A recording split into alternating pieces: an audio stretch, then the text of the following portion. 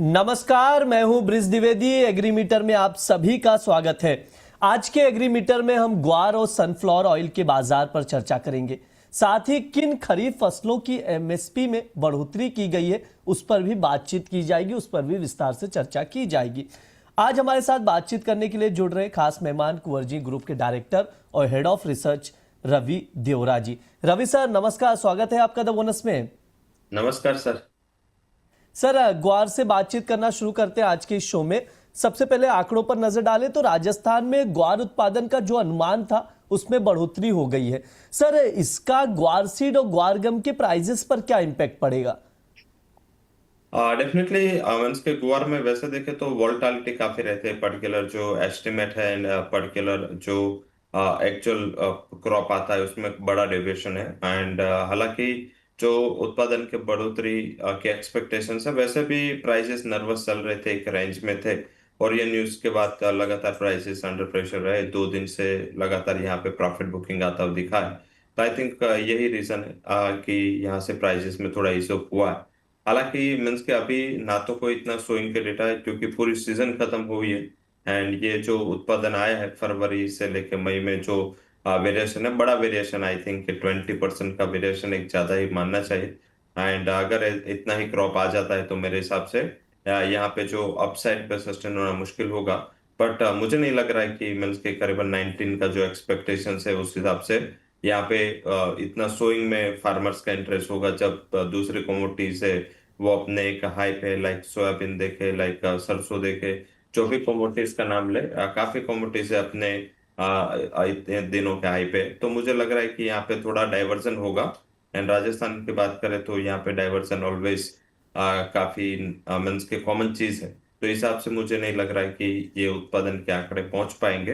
El Nino के time भी है, अल नीनो के एक्सपेक्टेशन से, लोअर रेनफॉल की एक्सपेक्टेशन है, तो गुआर में इतना क्रॉप का डाइवर्जन बड़ा हो ऐसे एक्सपेक्टेशंस मुझे कम दिख रही है। सर ये भी समझाइएगा कि ग्वार गम की घरेलू और एक्सपोर्ट डिमांड कैसी नजर आ रही है? हाँ, एक्सपोर्ट डिमांड बिल्कुल ड्राई है। I think in March and फरवरी में थोड़ा बहुत डिमांड आई थी, बट बाद में थोड़ा डिमांड है वो साइडवे हुई है। हालांकि ऑल ओवर साल की बात करें तो मीन्स के पहला क्वार्टर काफी अच्छा था और इसके सपोर्ट से आपको, अगर वित्तीय वर्ष टोटल की बात करें तो लास्ट ईयर के कंपैरिजन से अच्छी डिमांड है। और मीन्स के पर्टिकुलर 6-7 साल की जो एवरेज है उससे भी डिमांड अच्छी है। एंड हायर प्राइसेस गए थे हिसाब से शायद 1-2 महीने इतना ज्यादा डिमांड नहीं रहा। एंड पर्टिकुलर ये वॉर जो चालू हुआ, स्ट्रेट ऑफ हॉर्मस बंद हुआ, एंड काफी रेड सी के रिलेटेड भी इश्यूज आए, जो फ्रेट कॉस्ट बढ़ी, इंश्योरेंस कॉस्ट बढ़ रही, इस हिसाब से अक्रॉस द एग्री बास्केट यहाँ पे एक्सपोर्ट पे प्रेशर आया है। तो मुझे लग रहा है कि इस हिसाब से आपको मई वाला जो मंथ है, अप्रैल मंथ, अप्रैल एंड मई, इसमें इतना ज्यादा डिमांड का प्रेशर नहीं है। और एक्सपोर्ट डिमांड अभी मुझे लग रहा है कि जिस हिसाब से सेंटिमेंट है, जिस हिसाब से फिजिकल मार्केट के डेवलपमेंट है, काफी ड्राई डिमांड है across the agree commodity basket. Sir थोड़ा प्राइस आउटलुक को समझ लेते हैं आपसे कि शॉर्ट टर्म में ग्वार सीड और ग्वार गम का प्राइस आउटलुक क्या है, क्या कुछ लेवल्स नजर आ रहे, कैसे देख रहे हैं सर इसे आप? हाँ, नियर अबाउट टू एक्सपायरी यहाँ पे ऑलवेज प्राइसेस में प्रेशर होता है। 20 तारीख जब इसकी एक्सपायरी खत्म होती है उसके बाद यहाँ पे एक रिकवरी पे आती है। तो मुझे लग रहा है कि ये भी एक एडिशनल हेडेक है जिस हिसाब से प्राइसेस में एक हाई लेवल से प्रेशर आ चुका है। बट यहाँ से शॉर्ट करना एडवाइजेबल नहीं है क्योंकि गुआर को वेदर कमोडिटी भी बोलते हैं। अगर मॉनसून एक्सपेक्टेशंस के हिसाब से ही वीक है तो मेरे हिसाब से यहाँ पे फिर से लोअर लेवल की रिकवरी आ सकती है। एंड यहाँ पे शॉर्ट ना करिए ये लेवल पे। अगर ये गिरावट पे डिप मिलता है गुआर सीड, फॉर एग्जांपल जो जून कॉन्ट्रैक्ट है, वो आपको अराउंड मिल जाता है 5700 के करीब, तो मेरे हिसाब से यहाँ पे बाई का ही मौका ढूंढना चाहिए। एंड अभी नया बेस है वो 5500, 5500 का एक नया बेस बन चुका है। और अपर साइड जो टारगेट है मेरे हिसाब से 5950 तक आते हुए दिख सकते हैं। ठीक है, यहाँ पर डिप में बाय करने की सलाह दी जा रही है तो उसके अकॉर्डिंग आप लोग देखकर चल सकते हैं।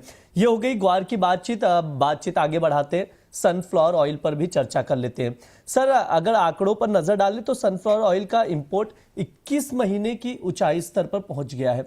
सर इंपोर्ट बढ़ने की वजह क्या है ये समझाइए और साथ ही ये भी बताइए क्या आगे सोयाबीन तेल की जगह सनफ्लावर ऑयल का इंपोर्ट और बढ़ सकता है?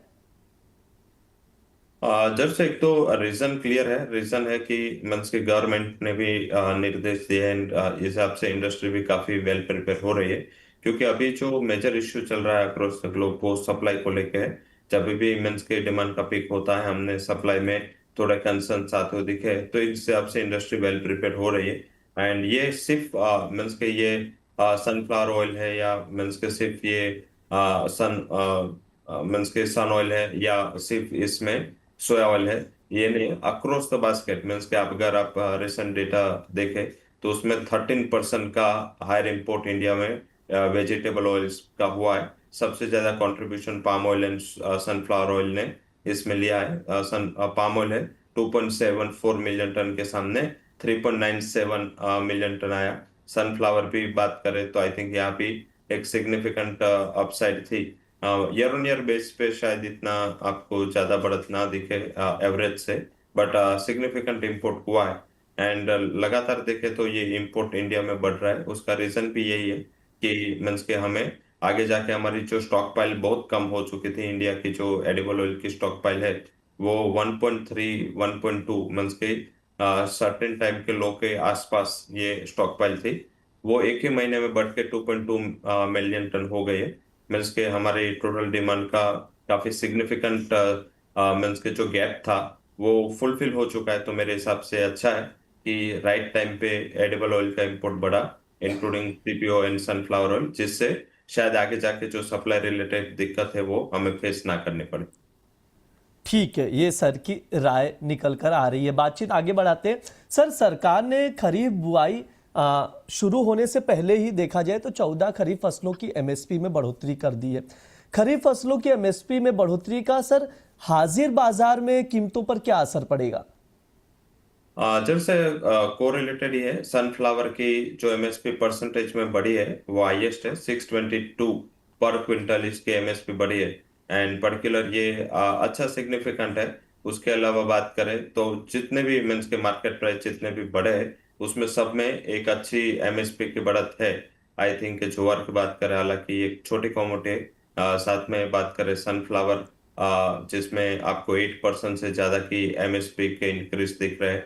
सोयाबीन, क्योंकि सोयाबीन काफी चला है मंथ्स के, कोई कोरिलेशन नहीं रहा था between the market price and MSP, क्योंकि मार्केट प्राइस 5800 थी, एमएसपी 5300 थी।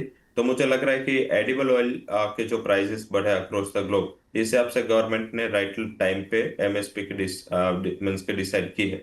इससे दो फायदे हो गए। एक तो किसान को काफी अच्छा फायदा होगा क्योंकि अभी जो सोइंग सीजन है उसके वेल इन एडवांस उन्होंने एमएसपी डिक्लेयर की है। इससे फार्मर डिसाइड कर पाएगा कि उसको सोइंग क्या करना है। अभी अंडमान मीन्स के मॉनसून पहुंचने वाला है और नॉर्थ तक पहुंचते हुए सिग्निफिकेंट टाइम है फार्मर के पास। लास्ट टाइम आपने राइटली पॉइंट आउट किया बहुत डिले हो चुका था एंड इस टाइम राइट टाइम पे एमएसपी आई है। इससे मुझे लग रहा है कि जो ऑयल सीड है पर्टिकुलर, इसके ऊपर फार्मर्स का रुझान बढ़ेगा और सोयाबीन है उसकी जो भी बुआई के एरिया है, सनफ्लावर के बुआई के एरिया है, इसमें सिग्निफिकेंट अपसाइड आपको देखने को मिल सकता है। ठीक है, ये सर की राय निकल कर आ रही प्राइजेस को लेकर। सर, एक आखिरी सवाल रहेगा। अगर किसी को एग्री कमोडिटी में पोजीशन बनानी हो तो आपकी तरफ से टॉप एग्री कॉल्स क्या कुछ है रिकमेंडेशन में? जब से आई थिंक वैसे हमने दो शो से आपको मिस कर रहे थे, बट यस मीन्स के दो शो में मैंने बोला था कि एटलीस्ट एग्री कमोडिटीज में शॉर्ट ना करें जब तक नई आईएमडी की एस्टिमेट नहीं आती। तो इस हिसाब से हमने कैस्टर कोरिएंडर लगातार बाइंग के रिकमेंडेशन दिए और अच्छे हमारे लेवल्स पे अचीव हुए। कैस्टर पे आज हमारा पहला बाय रिकमेंडेशन होगा, बाइंग करें। स्टॉप लॉस रखे अराउंड 6470 और 6630 तक के टारगेट यहाँ पे आ सकते हैं। तो पहला रिकमेंडेशन रहेगा कैस्टर सीड। और सेकंड कॉटन सीड ऑयल के, यहाँ भी बाय का रिकमेंडेशन है। अक्रॉस द ग्लोब मीन्स के कॉटन के प्राइसेस बढ़ रहे हैं और रिसेंट जो रिपोर्ट आया है कॉटन उत्पादन के एस्टिमेट का, उसमें सिग्निफिकेंट मीन्स के इतनी मैंने बड़ी गिरावट कॉटन की प्रोडक्शन एस्टिमेट में नहीं देखी रिसेंट टाइम में। 6 to 7% की गिरावट की एक्सपेक्टेशन यूएस कर रहा है। तो इससे भी लग रहा है कि ये कॉम्प्लेक्स को फायदा मिलेगा, जिसमें कॉटन सीड ऑयल के एक बाई करे। 3550 3530 का स्टॉप लॉस होना चाहिए और अप्रोक्सीमेटली 3600 तक के टारगेट आते हुए दिख सकते हैं। ठीक है, ये सर की राय है दो टॉप एग्री कॉल्स में रिकमेंडेशन में सर की तरफ से दिया गया, एक कैस्टर और दूसरा कॉटन सीड ऑयल केक, दोनों पर आप लोग नजर बनाकर चल सकते हैं। स्टॉप लॉस जरूर लगाएं अगर पोजीशन बना रहे। सर आपकी तरफ से भी डिस्क्लेमर दे दीजिए, समय हो चुका है। जैसे जो भी कमोडिटीज के रिगार्डिंग डिस्कशन हुआ है उसमें मेरी कोई पर्सनल पोजीशन नहीं है। कंपनी के clients as well as company के फंड में थ्रू स्पॉट और डेरिवेटिव मार्केट ये पोजीशन हो सकती है। कोई भी पोजीशन लेने के पहले आपके फाइनेंशियल एडवाइजर के साथ कंसल्टेशन जरूर से करें। और शो में बुलाने के लिए शुक्रिया। जी सर, बहुत बहुत शुक्रिया सर आज की चर्चा में जुड़ने के लिए। धन्यवाद। ये हमारा एग्री कमोडिटी का स्पेशल शो है एग्री मीटर। इस दौरान हम लोग तमाम एग्री कमोडिटीज पर विस्तार से चर्चा करते हैं। इस बार हमने ग्वार पर भी चर्चा की और ऑयल पर भी बातचीत की, सनफ्लावर ऑयल पर विस्तार से चर्चा की, उसके फंडामेंटल्स पर चर्चा की, प्राइजेस को समझा कि यहाँ से भाव और बढ़ेगा या घटेगा, उस पर बातचीत की गई। कुछ एग्री कॉल्स भी रिकमेंडेशन में दिए गए हैं एक्सपर्ट्स की तरफ से, उस पर भी आप लोग नजर बनाकर चल सकते हैं। फिलहाल के लिए शो में इतना ही। आप लोग बने रहिए द बोनस के साथ। धन्यवाद।